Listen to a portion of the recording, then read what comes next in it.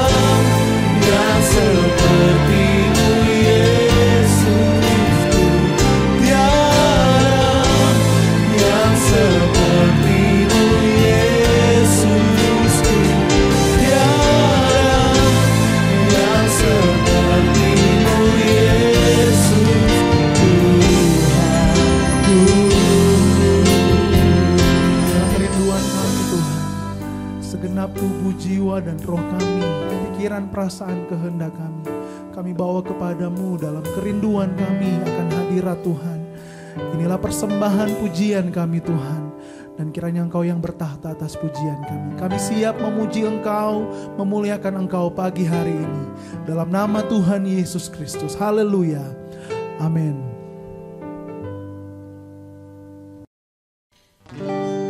Kau terbesar dan mulia, ajaib semua.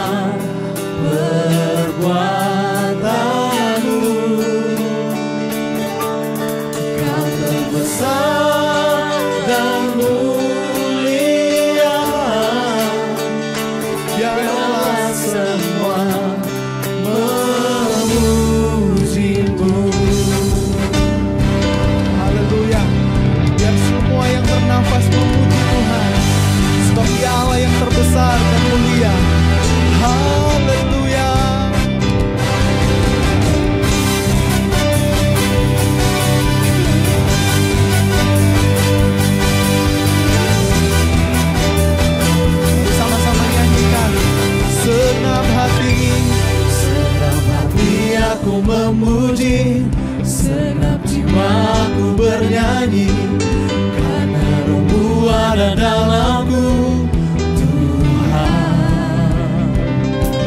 Kuangkat tanganku memuji, kuangkat suara dan bernyanyi, karena Roh-Mu ada dalamku, Tuhan. Mari menari memuji, ungkapkan sukacita di hari. Kau terbesar, terbesar, mulia, ajaib semua perbuatanmu. Terbesar dan mulia, biarlah semua memuji-Mu. Haleluya, biarlah semua yang bernafas memuji Tuhan. Katakan segenap hati, segenap hati aku memuji, segenap jiwaku bernyanyi, karena Roh-Mu ada dalamku, Tuhan. Kuangkat tanganku memuji, kuangkat suara dan bernyanyi, karena Roh-Mu ada dalamku, Tuhan. Mari menari memuji, ungkapkan sukacita di hari. Kau terbesar dan mulia, ajaib semua perbuatanmu. Kau terbesar, terbesar dan mulia, biarlah semua memuji-Mu. Haleluya, Engkau Allah yang terbesar dan termulia.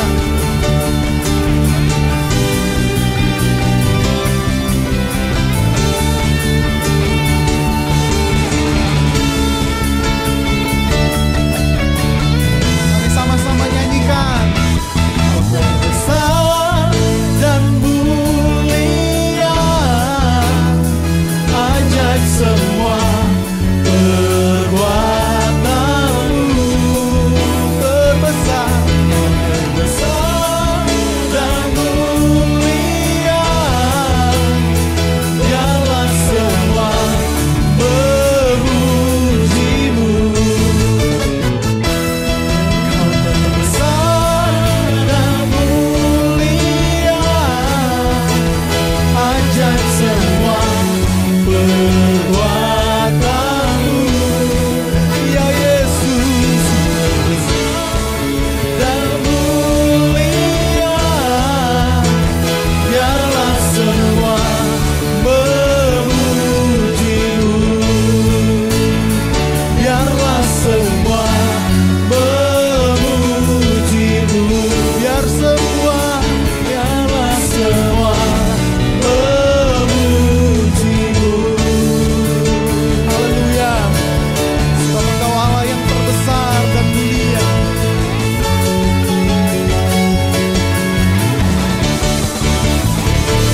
Haleluya, haleluya.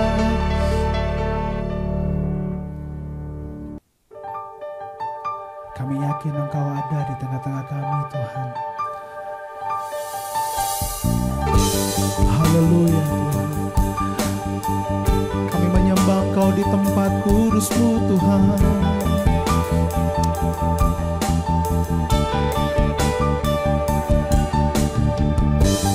Ku menyembah dalam kudus hadirat-Mu, hampir tahta kasih karunia-Mu Bapa. Sebab Engkau kekuatan kami, kekuatanku hanya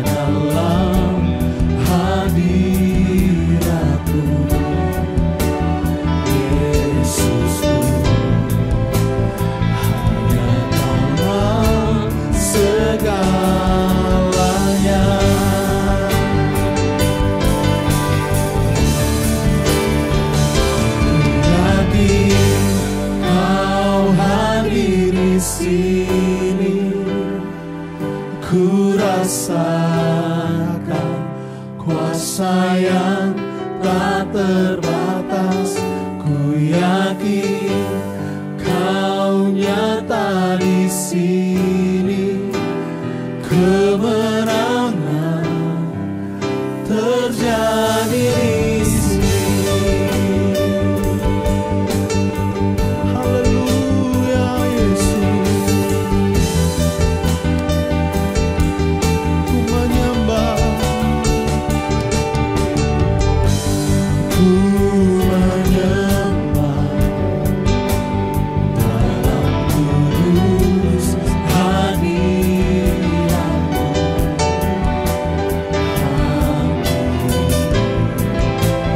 Mata kasih karunia-Mu Bapa,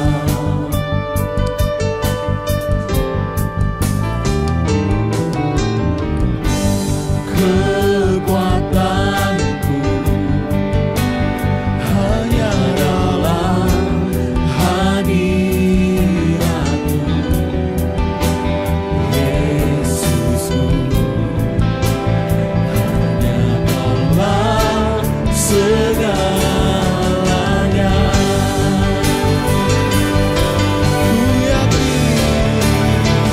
Ku yakin Kau hadir di sini, ku rasakan kuasa yang tak terbatas.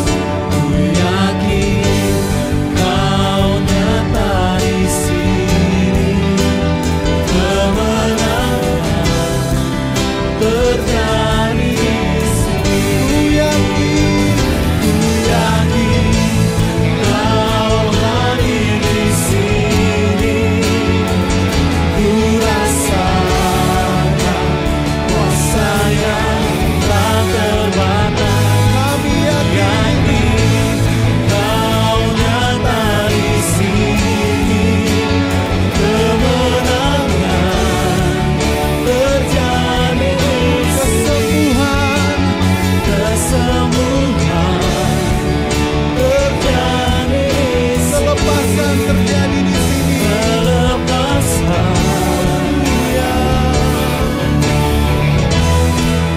terjadi di sini.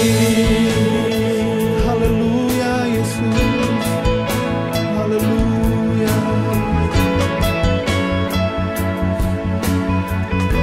Haleluya Yesus.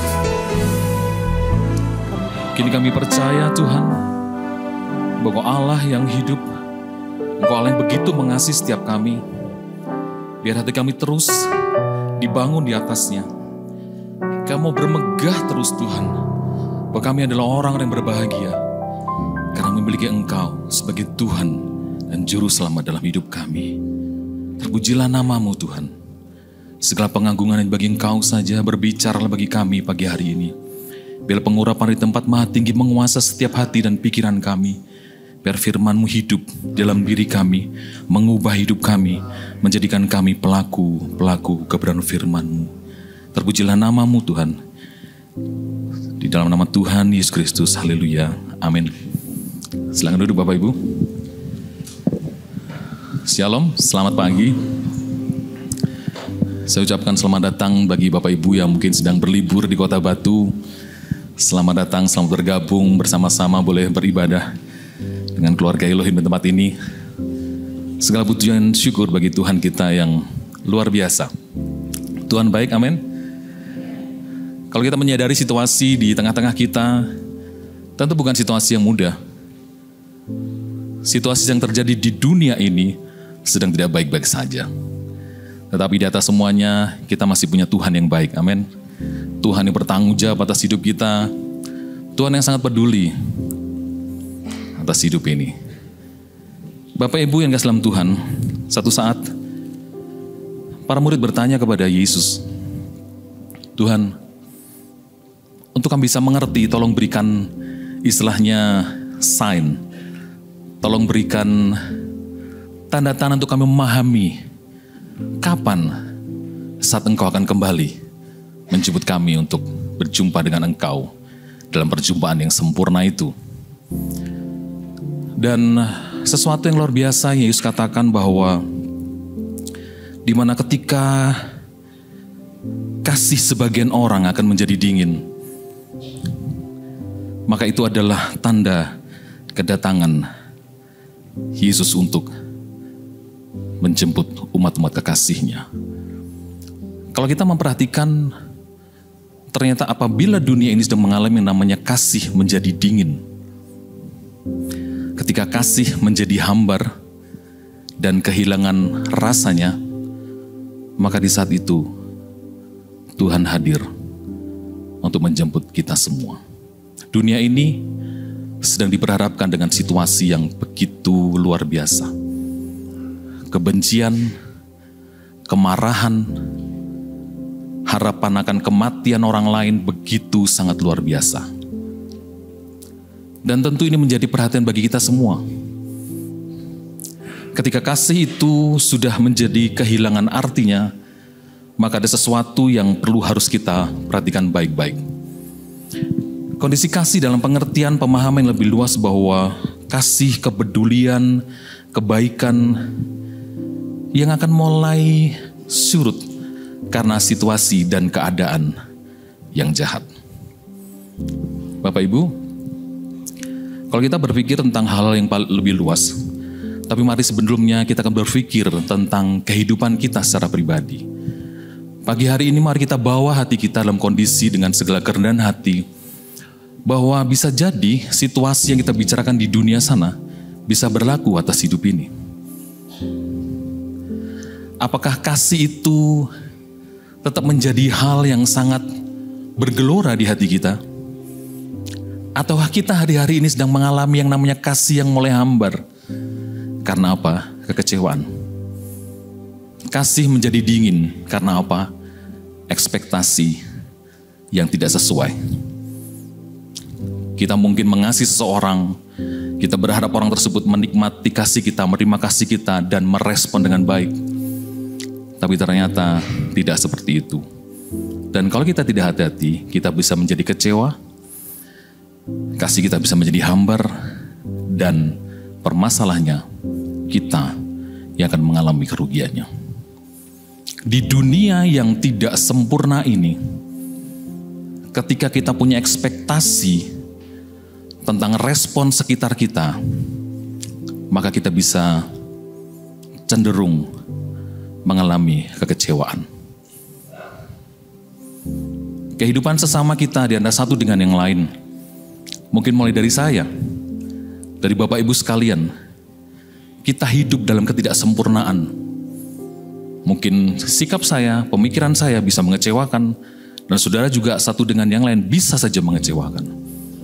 Dan apabila dalam situasi seperti ini, Tuhan mengatakan, kehadiran penting, kehadiran Tuhan penting dalam hidup ini. Sebab jika bukan karena kehadiran Tuhan, maka kita bisa akan terjebak kepada sesuatu yang akan menyulitkan hidup kita. Kasih kita menjadi tawar. Berbicara tentang kasih, ada satu hal yang menarik pagi ini kita perhatikan. Di mana di Alkitab kita, di Lembaga Alkitab Indonesia, memberikan satu tema perikop yang berbicara tentang kasih. Di mana dalam Yohanes pasal 13 ada satu tema perikop tentang perintah yang baru. Ini terjadi ketika Yesus sedang mengalami fase akhir bersama dengan murid-muridnya di dunia ini. Dan dalam perikop ini, Lembaga Alkitab Indonesia memberikan tema perikop perintah baru. Dan ini sesuai dengan apa yang Yesus katakan kepada para murid-murid. Di mana Yesus menyampaikan sebuah pesan yang akhir sebelum ia berpisah dengan para murid-muridnya. Dan dia mengatakan, aku akan pergi ke satu tempat. Dan tempat itu tidak akan pernah kamu bisa kunjungi. Hanya aku saja sampai di sana. Tetapi karena situasi yang penting ini aku menyampaikan sebuah pesan bagi engkau. Demikian kata Yesus kepada murid-muridnya. Dan dia mengatakan, ini adalah perintah yang baru. Coba kita sama-sama baca dalam Yohanes pasal 13. Ayat 34 sampai 35.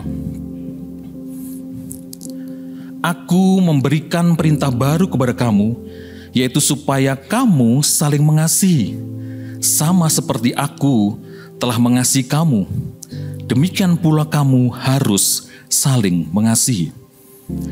Dengan demikian semua orang akan tahu bahwa kamu adalah murid-muridku, yaitu jikalau kamu saling mengasihi. Pesan yang penting ini disampaikan Yesus dengan luar biasa dan diberikan kepada para murid-murid yang dikasihinya. Kalau kita memperhatikan kata demi kata yang disampaikan dari perkataan pesan ini, begitu luar biasa. Supaya kamu saling mengasihi, sama seperti aku telah mengasihi kamu, demikian kamu harus saling mengasihi. Demikian semua orang akan tahu bahwa kamu adalah murid-muridku, jikalau kamu saling mengasihi. Berbicara tentang kata perintah baru, mungkin bagi para murid-murid sempat berpikir, pesan tentang saling mengasihi, bukankah ini bukan sesuatu yang baru? Tetapi kenapa Yesus memilih kata, aku berikan pesan perintah baru? Seolah-olah mengasihi ini menjadi sesuatu yang belum para murid ini kenal sebelumnya. Dan akhirnya Yesus mengatakan hal itu. Apakah Yesus salah menyampaikannya? Tidak. Yesus tidak pernah salah. Nah, untuk memahami hal ini, mungkin para murid berpikir bahwa kita pernah mendapat perintah ini. Dari para nabi, leluhur kita pernah menyampaikan tentang betapa kita harus mengasihi. Mengasihi Tuhan kita. Mengasihi sama kita. Tetapi mengapa engkau menyampaikan bahwa ini seolah-olah menjadi perintah yang baru, yang belum pernah seolah-olah kami dengar sebelumnya? Untuk memahami ini kita perlu terlebih dahulu memahami tentang apa yang terjadi di Perjanjian Lama, di mana dalam Ulangan pasal yang ke-6 tentang kasih kepada Allah adalah perintah yang utama. Kalau kita baca dalam Ulangan pasal 6 ayat 4 sampai ayat 5,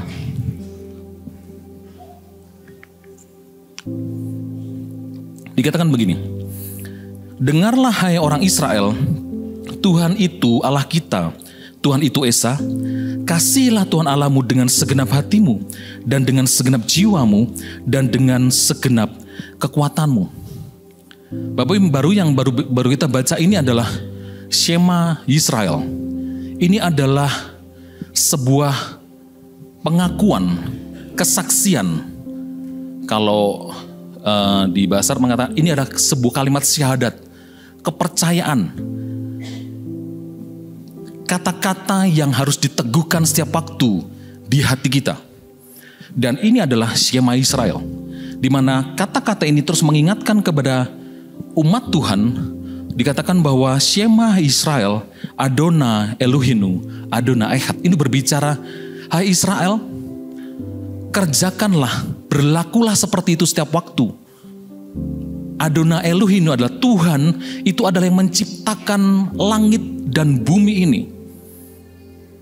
Dan Adona Echad adalah Tuhan itu Esa. Ini berbicara tentang bagaimana umat Tuhan harus mengasihi Tuhannya, mempercayai Tuhannya. Dan kalau dia mempercayai Tuhannya, dia boleh mengasihi Tuhannya dan tetap berpegang teguh kepada janjinya, kepada Allah yang disembah, Allah yang hidup, Allah yang Esa.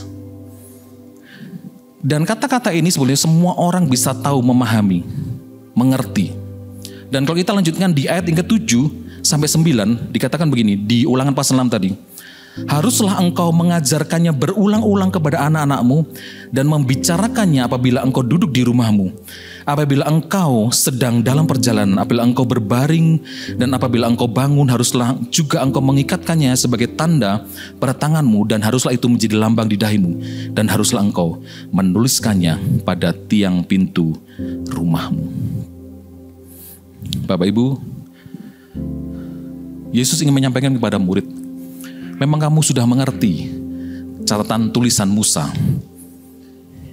Pada 40 pertama mereka keluar dari bangsa Mesir waktu mereka ada di padang gurun. Tetapi Yesus ingin menyabrangkan sebuah hal yang sangat esensi, penting sekali. Karena dikatakan ini pesan Yesus terakhir menjadi pesan yang penting bagi orang-orang yang dikasihinya. Kalau Yesus mengatakan bahwa ini adalah perintah yang baru, dikatakan begini, Yesus menggunakan kata baru dalam pengertian semangat untuk melakukannya. Diperbaharui seolah-olah pengalaman yang baru yang belum pernah dialami, penuh daya tarik dan membawa kepada pengalaman yang sesuai dengan tujuan dari perintah itu. Perintah tadi adalah kasihilah Tuhan Allahmu. Kalau tadi kita melihat bahwa supaya kamu saling mengasihi sama seperti aku telah mengasihi. Kata supaya saling mengasihi, kalau kita melihat bahwa kata saling mengasihi, ya kita sudah diajarkan dari zaman catatan Musa, tulisan Musa bahwa kita harus saling mengasihi, bukan saling menghancurkan, bukan saling membunuh. Yaitu adalah bagian yang kami percaya. Yesus mengatakan begini, kata saling mengasihi yang aku maksudkan adalah supaya engkau mengerjakan dengan hati yang penuh kesungguhan. Dan mengerjakan dengan penuh hati kesungguhan hati ini bukan berbicara cuman sebuah ritual saja. Karena itu pernah ditulis oleh Musa. Mengasihi gak cuman sekedar mengasihi, tapi mengasihi seperti apa sih yang seharusnya? Tuhan mengatakan, seperti aku telah mengasihi kamu. Bapak Ibu, kalau mengerjakan sesuatu yang baru ini adalah sesuatu yang seolah Yesus katakan, kenapa ini perintah baru? Karena seolah-olah seperti sesuatu yang belum pernah kita kerjakan. Di sana ada kata excited, penuh excited itu penuh semangat. Bapak Ibu, mungkin yang bisa mewakili konsep ini adalah begini. Kita sini semua kebanyakan orang pernah ke Bromo. Siapa yang sudah pernah ke Bromo? Yang belum pernah ke Bromo? Lu Bapak Ibu pernah kemana-mana? Waktu ke Bromo, ini bayangan buat saya adalah gini. Matahari itu kan terbit setiap hari. Atau dia bagi kita, matahari terbit setiap hari. Tapi melihat matahari terbit dengan penuh excited, itu waktu kita ada di mana? Gunung Penanjakan, bener gak sih? Segitu banyak orang gelap-gelap gitu, dingin-dingin. Kalau ditanya gini, nungguin apa sih? Nungguin matahari terbit. Kayaknya seolah-olah matahari gak pernah terbit. Ditungguin sambil makan pisang goreng, kopi, pop mie gitu deh sana kan. Jagung bakar. Nunggu matahari terbit. Saya termasuk beruntung karena sekali saya pergi dengan istri saya dapat namanya mata bagong. Itu kan hitung-hitungan. Jadi waktu itu cuaca sangat cerah, matahari terbit dengan sempurna, dan yang buat saya gini, yang buat saya kaget gini, waktu matahari mulai kelihatan ubun-ubunnya gini, wah itu mau keluar. Saya pikir, loh, kayak sesuatu yang gak pernah dilihat bahwa matahari akan keluar gitu. Akan keluar, begitu keluar, wah. Padahal matahari terbit setiap hari, tetapi di situasi itu, di tempat itu, matahari terbit dinantikan dengan penuh excited. Besoknya matahari terbit, ya kita santai aja. Yang dimaksud dengan kata, hendaklah engkau saling mengasihi, itu bukan sesuatu yang biasa. Liturgi, mengerjakan apa yang menjadi catatan perintah para nabi dalam Taurat, bukan itu maksud Yesus. Terus mengatakan, biarlah engkau mengasihi dengan sepenuh hati sesamamu, saling mengasihi. Dan ketika Tuhan mengatakan, ini adalah perintah yang baru, mengasihi sebagai perintah yang baru. Saya akan kembali kepada ayat penting kita dalam Yohanes 13 ayat 34-35. Kita akan baca lagi ayat ini. Aku memberikan perintah baru kepada kamu, yaitu supaya kamu saling mengasihi. Ketika dikatakan saling mengasihi, ini sesuatu yang harus dikerjakan dengan hati yang baru. Sama seperti aku telah mengasihi kamu, demikian pula kamu harus saling mengasihi. Bahwa mengasihi itu perintah, bukan saran, bukan suggestion, tapi perintah itu sesuatu yang wajib harus dikerjakan. Dan perintah yang wajib dan harus dikerjakan itu apa? Saling mengasihi. Dengan apa? Dengan penuh kerinduan hati, dengan kesungguhan hati. Dan Tuhan mengingatkan kepada kita, sama seperti aku mengasihi kamu.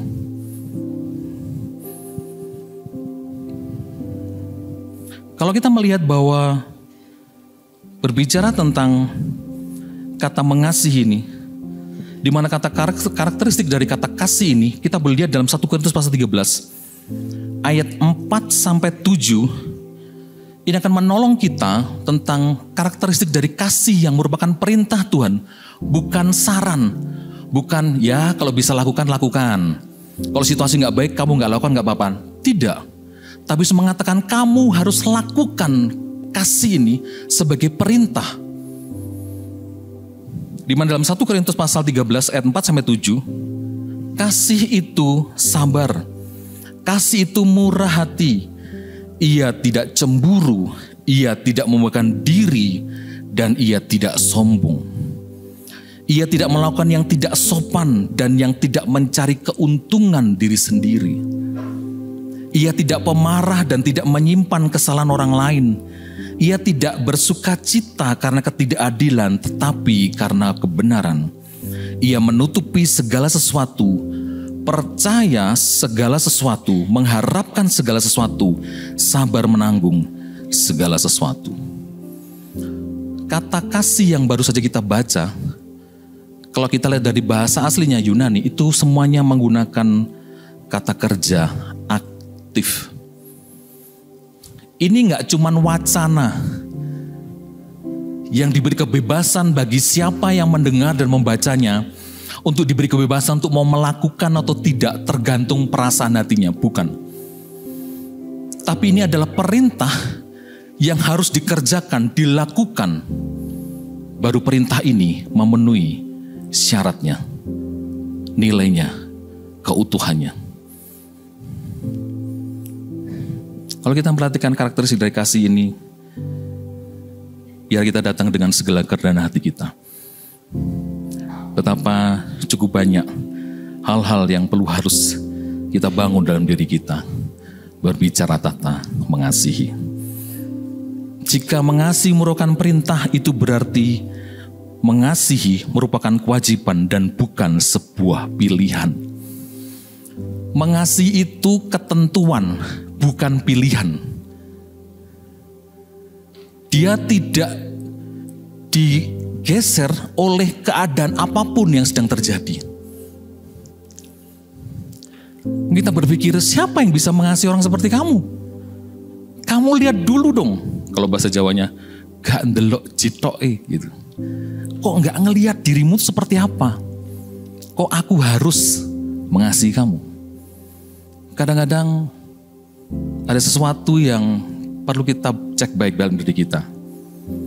Tuhan mengasihi kita tanpa syarat, tapi kenapa kita mengasihi sama kita perlu harus menggunakan syarat. Kalau kamu baik, kalau kamu nurut, kalau kamu menyenangi aku, bolehlah aku kasih kamu. Perintah itu tidak berbicara seperti ini. Dan Tuhan mengatakan sebagai perintah baru, pesan Yesus yang penting sebelum dia meninggalkan para murid-muridnya, kasihilah sesamamu. Engkau saling mengasihi.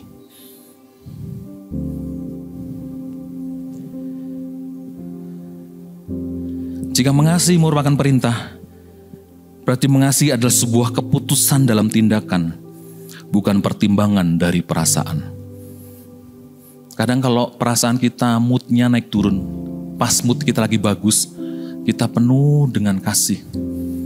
Tapi terkadang karena tiba-tiba mood kita gak bagus, kita jadi orang yang asing. Orang yang menakutkan.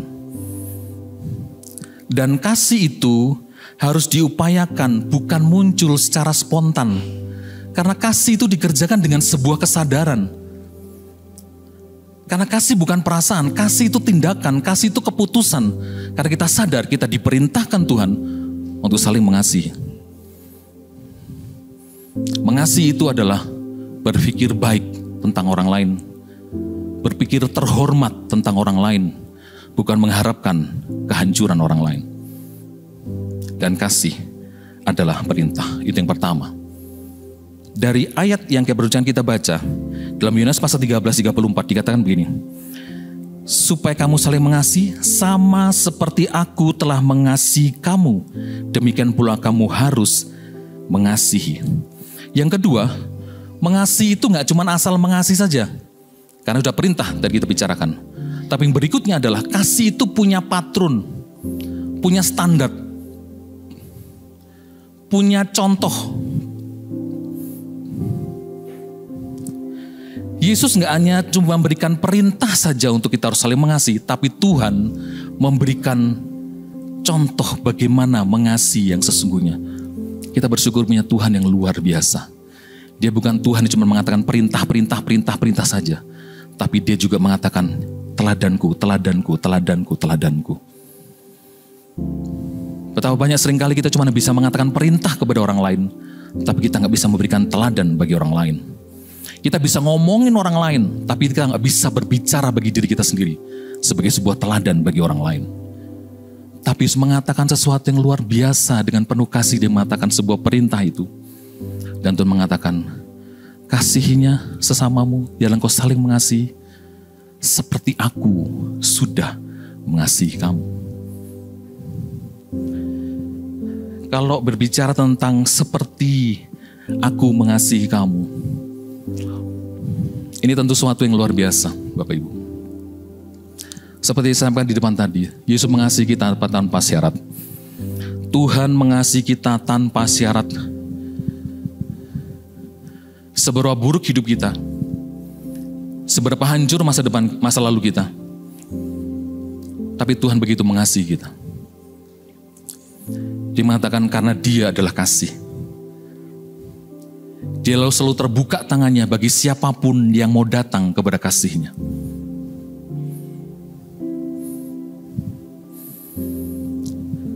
Dan dikatakan begini,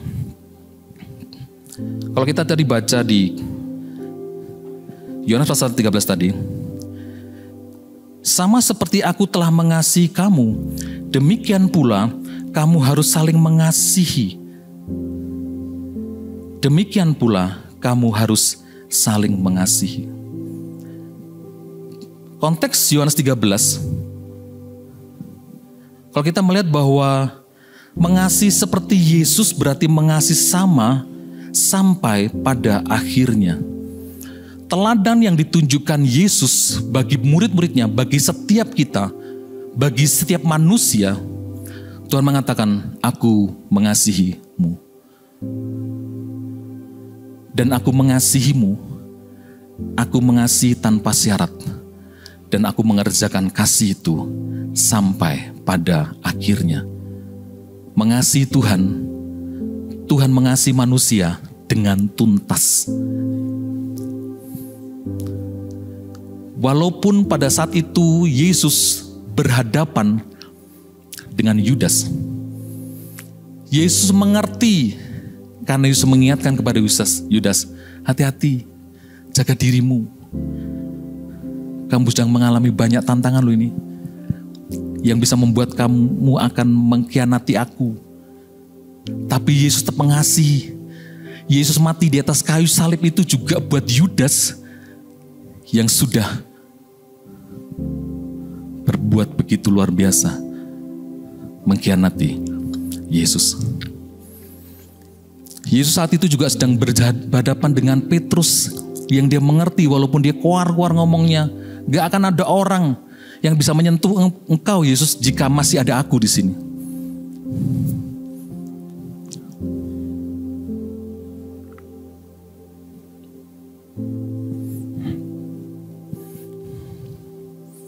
Yang pada akhirnya Petrus tidak bisa mengakui Yesus di hadapan budak, di hadapan orang lain, di hadapan orang-orang yang mengatakan kepada dia, bukankah kamu golongan dari dia yang sedang disiksa itu?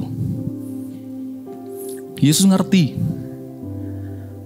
Dan ini standar yang dikerjakan Yesus bagi kita. Kasihilah sesamamu sama seperti aku mengasihi kamu.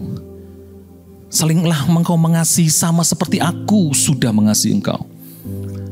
Dan dia mengerjakan sampai selesai. Bapak Ibu, Berapa banyak seringkali kita mengasihi seorang asal dia baik-baik saja dengan kita. Kalau dia tidak setuju dengan pemikiran kita, selesai kasih kita. Kalau dia tidak menghargai pemikiran kita, kita selesai mengasihi dia. Dalam diri kita ada begitu banyak kelemahan-kelemahan. Dalam diri kita yang tidak sempurna ini seringkali pemikiran-pemikiran kita seringkali berubah.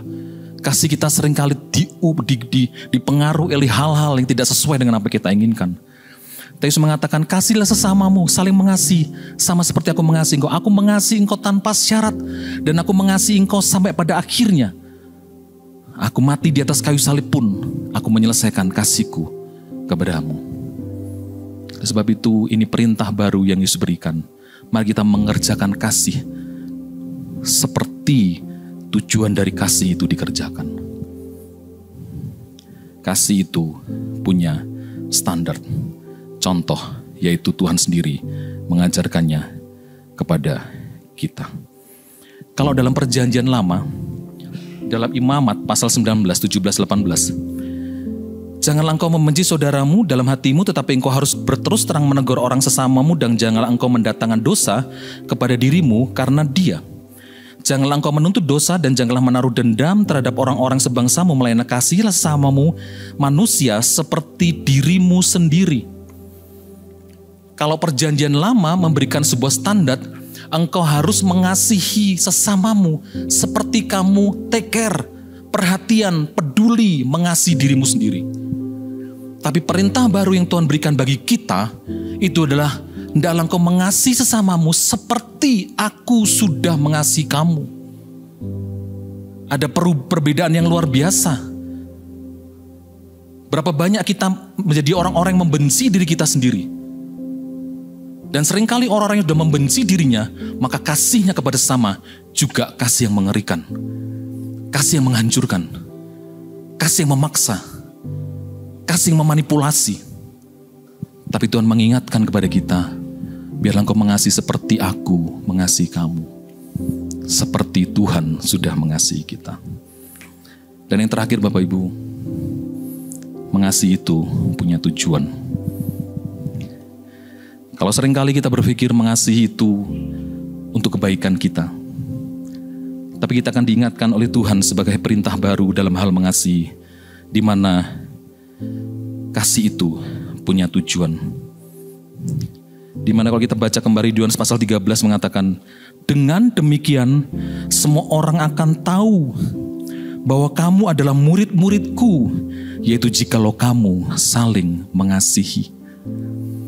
Ada tujuan mengapa kita harus mengasihi sesama kita, saling mengasihi dengan kasih yang seperti Tuhan tunjukkan bagi kita, agar dunia yang tidak mengenal kasih melihat ada kasih Tuhan di sana, dan mereka juga pada akhirnya boleh berjumpa dengan kasih Tuhan. Saya tutup dengan tulisan dari Bapak Gereja Tertullianus berbicara tentang bagaimana orang-orang percaya, bagaimana murid-murid Tuhan pada masa awalnya mengerjakan kasih di antara mereka, dan itu menjadi sebuah daya tarik yang luar biasa. Dia adalah seorang pembela kebenaran Kristen yang gigih. Dalam satu tulisannya Apology 29, Tertullianus mengisahkan bagaimana ikatan kasih di antara orang-orang Kristen pada saat itu telah menjadi daya tarik yang luar biasa di mata dunia. Ini tulisan Tertullianus. Perbuatan-perbuatan kasih yang begitu agung adalah yang terutama mengarahkan banyak orang untuk melepaskan sebuah ciri khas kepada kita, yaitu orang Kristen. Lihat, kata mereka, bagaimana mereka mengasihi satu sama lain. Bagaimana mereka bahkan siap untuk mati bagi sesamanya. Tidak ada peristiwa menyedihkan yang menyebabkan masalah di dalam persaudaraan kita dan kepemilikan keluarga yang biasanya menghancurkan persaudaraan di antara kalian, justru menciptakan ikatan kebapaan di antara kita. Dengan bersatu dalam pikiran dan jiwa, kita tidak segan-segan untuk membagi harta dunia satu dengan yang lain. Demikian gereja mula-mula membangun kasih yang luar biasa. Sesearah, sesuai dengan apa yang menjadi pesan Tuhan yang begitu penting sebagai perintah yang baru. untuk saling mengasihi sama seperti Tuhan mengasihi, dan dengan tujuan agar dunia boleh melihat kasih yang sempurna dilimpahkan bagi setiap manusia. Mari kita renungkan pemikiran ini Bapak Ibu. Kalau kita menyadari bahwa kita adalah orang-orang yang dikasihi oleh Tuhan, Tuhan mengingatkan kepada kita, apakah engkau sudah mengasihi? Kalau kita sebagai orang-orang yang menyadari bahwa kita hidup karena limpahan kasih Tuhan, sudahkah kita melimpahkan kasih bagi sekitar kita? Dunia ini gak sempurna. Kalau kita menunggu dunia sempurna baru kita bisa mengasihi dengan baik, tidak akan ada waktu dan ruang untuk kita mengasihi. Justru ketika kita berjumpa dengan ketidaksempurnaan dari dunia ini, untuk itulah kita memberikan kasih, agar dunia melihat kasih yang dari Tuhan, yang telah Tuhan berikan bagi kita. Mari kita siapkan hati kita untuk persekutuan kita dengan tubuh dan darah Yesus. Dari satu pribadi yang memberikan perintah baru kepada kita. Pribadi yang menyatakan kepada kita, aku mengasihimu tanpa syarat, walaupun hidupmu begitu mengecewakan, begitu menyakitkan, tetapi aku mengasihimu dengan sepenuh hati. Ada lagu yang lama berbicara tentang melayani lebih sungguh. Di sana juga ada kata mengasihi lebih sungguh. Dan berikutnya di sana juga ada mengampuni lebih sungguh. Jadi kalau kita renungkan dari hati kita dengan segala kerendahan hati kita, hidup kita ini adalah hidup yang melayani. Mungkin kita melayani sebagai kepala keluarga, ibu rumah tangga. Mungkin kita sebagai anak, saudara. Hidup ini adalah pelayanan kita. Kita dipercayakan ministry di rumah tangga kita masing-masing. Dan ketika kita melayani, di sana tentunya ada kata mengasihi. Mari kita mengasihi dengan lebih lagi, karena Tuhan sudah mengerjakan bagi kita. Dan apabila kita memutuskan untuk mengasihi seseorang, mengasihi keluarga kita, pelayanan kita, tentu di sana juga perlu yang namanya pengampunan. Karena kadang-kadang banyak hal yang mungkin bisa melukai hati kita, melukai perasaan kita, pemikiran kita. Tapi kalau kita berkomitmen bahwa hidup ini adalah melayani Tuhan, kita perlu melepaskan pengampunan demi pengampunan. Sama seperti Yesus memberikan pengampunan kepada Petrus. Petrus menyadari, Tuhan, aku gak sempurna. Ada kesalahan besar yang aku kerjakan bagi engkau. Aku gak layak disebut sebagai muridmu. Tapi Tuhan mengatakan, layanilah domba-dombaku. Diberikan kepercayaan untuk melayani, untuk mengasihi. Bahkan sampai Petrus mengatakan di akhir hidupnya, sejarah mencatat, dia disalib, tapi dia merasa dia tidak layak disalib seperti kondisi gurunya disalib. Dia mau posisi disalib yang terbalik, karena dia menyadari siapa dirinya.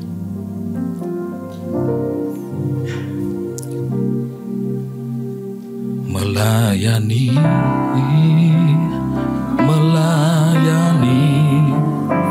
lebih sungguh. Melayani lebih sungguh.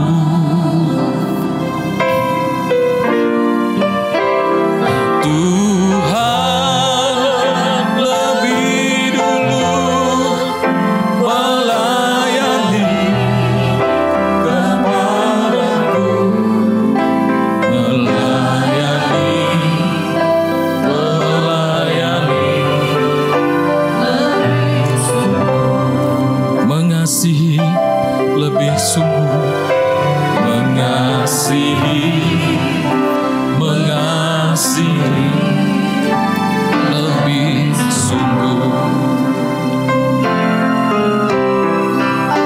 Mengasihi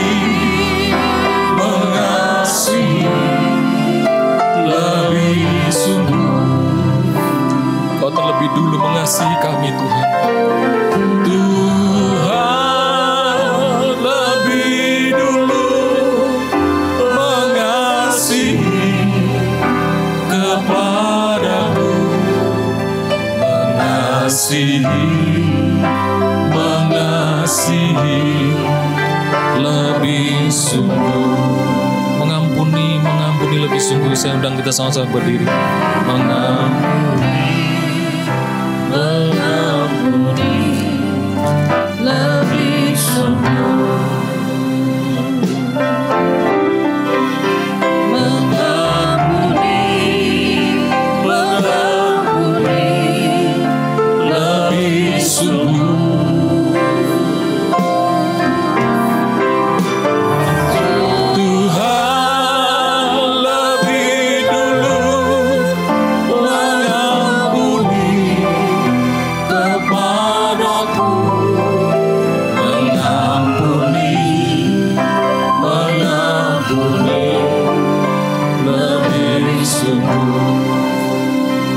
Kita ambil waktu sejenak. Kita dapat perintah baru dari Tuhan untuk mengerjakan pelayanan kita, kasih kita dari hati yang sungguh-sungguh. Tuhan berikan contoh mengasihi dan melayani dengan hati yang sempurna, sama seperti yang Yesus kerjakan bagi kita. Mari kita mengambil waktu pagi hari dengan sejenak. Mari kita bereskan hati dan pikiran kita. Mungkin di sana kita sedang mengalami hati yang tersakiti, hati yang terlukai, dan kita sulit untuk mengampuni. Tuhan mengatakan kepada kita, lepaskan pengampunan itu karena aku sudah terlebih dulu melepaskan pengampunan bagimu. Kasihi siapapun yang walaupun itu menyakitkan hatimu, kasihi. Karena sama seperti aku mengasihimu dalam ketidakkesempurnaanmu, aku mengasihi engkau. Haleluya. Yesus. Mari kita ambil waktu sejenak untuk kita bersekutu dengan Tuhan kita. Mengasihi lebih sungguh.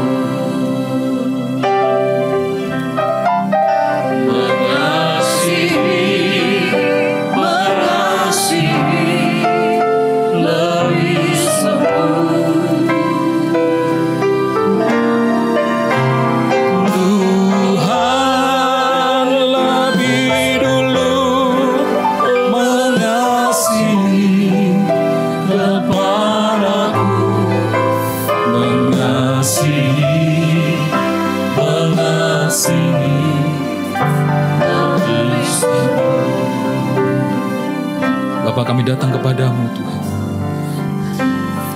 Kami menikmati persekutuan dengan tubuh dan darah-Mu. Satu pribadi yang sudah melayani kami dengan luar biasa. Satu pribadi yang sudah mengasihi kami dengan sempurna.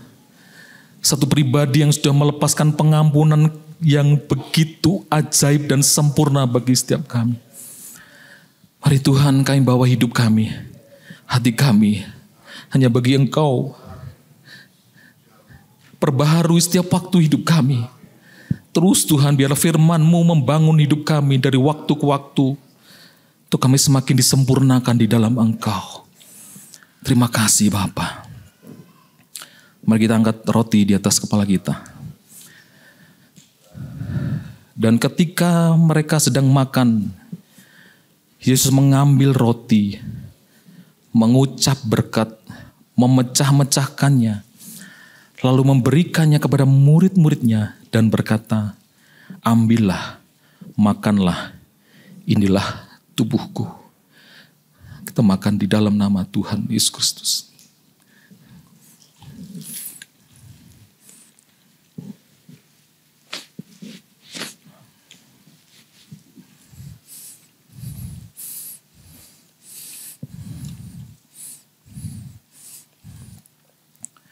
Haleluya Yesus.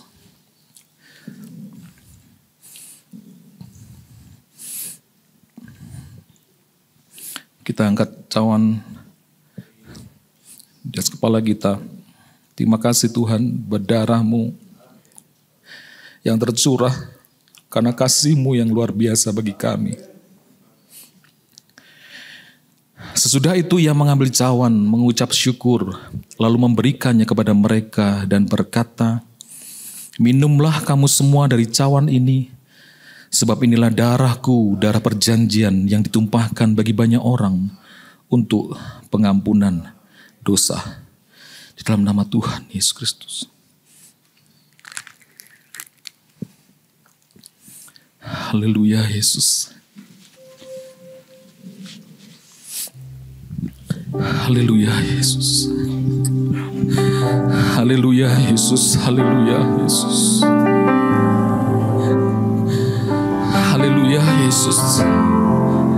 Terima kasih buat persekutuan tubuh dan darah-Mu ini Tuhan. Haleluya Yesus. Jika Engkau sudah melayani kami dengan luar biasa, Engkau ajari kami Tuhan, untuk kami melayani sesama kami dengan lebih baik lagi Tuhan. Untuk kepentingan kerajaan-Mu, bukan untuk kepentingan diri kami sendiri Tuhan. Karena Engkau sudah mengasihi kami Tuhan, dan kami boleh menikmati persekutuan dengan tubuh dan darah-Mu. Ajari kami, latih kami untuk mengasihi-Mu lebih lagi, mengasihi sesama kami dengan lebih lagi Tuhan. Tidak memandang kepentingan-kepentingan diri kami, tetapi mengasihi sesama kami sama seperti Engkau sudah mengasihi kami. Haleluya Yesus, haleluya. Haleluya Yesus, haleluya Yesus. Haleluya, haleluya Yesus. Bentuk hati dan pikiran kami Tuhan. Bentuk hati dan pikiran kami Tuhan. Haleluya Yesus, haleluya. Haleluya Yesus. Mengalirlah kasih-Mu, mengalirlah Tuhan. Mengalirlah, penuhi hati kami dengan kasih-Mu. Penuhi hati kami, pikiran kami dengan kasih-Mu Yesus. Haleluya Yesus, haleluya. Haleluya Yesus, haleluya. Perbaharui kami, perbaharui kami, perbaharui kami, perbaharui kami Tuhan, perbaharui kami Tuhan. Haleluya Yesus. Glory bagi-Mu Yesus. Terima kasih Tuhan buat anugerah-Mu bagi kami. Biar Engkau yang ditinggikan, Engkau yang dimuliakan, dan Engkau saja yang diagungkan. Terima kasih Bapa. Segala pujian syukur bagi-Mu dalam nama Tuhan Yesus. Haleluya. Amin.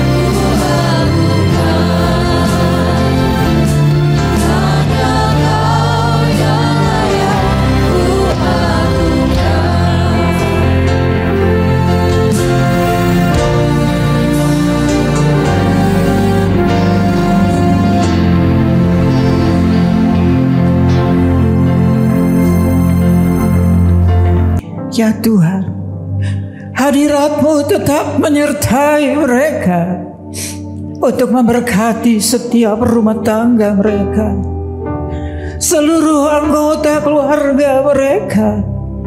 Berkatilah usaha dan mata pencaharian umat-Mu. Berkatilah roti dan air mereka. Berkatilah umat-Mu ini dengan kekuatan dan kesehatan. Sesungguhnya Engkau sangat mengasihi umat-Mu.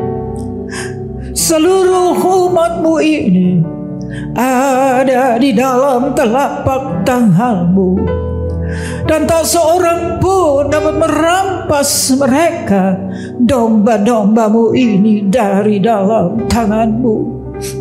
Hamba-mu berdoa, bawalah seluruh sidang jemaatmu ini semakin hari semakin dekat kepadamu, semakin mengasihi Engkau ya Tuhan, sehingga mereka boleh tiba di puncak bukit kesucian-Mu dan memandang wajah-Mu yang indah. Kini sidang jemaat yang dikasihi Tuhan, Allah yang kekal adalah naungan-Mu, dan lengannya yang abadi menopang Engkau. Tuhan memberkati Engkau dan melindungi Engkau. Tuhan menyinari Engkau dengan wajah-Nya serta memberikan Engkau kasih karunia. Tuhan menghadapkan wajah-Nya kepadamu dan memberikan Engkau damai sejahtera di dalam berkat nama Tuhan Yesus Kristus. Amin.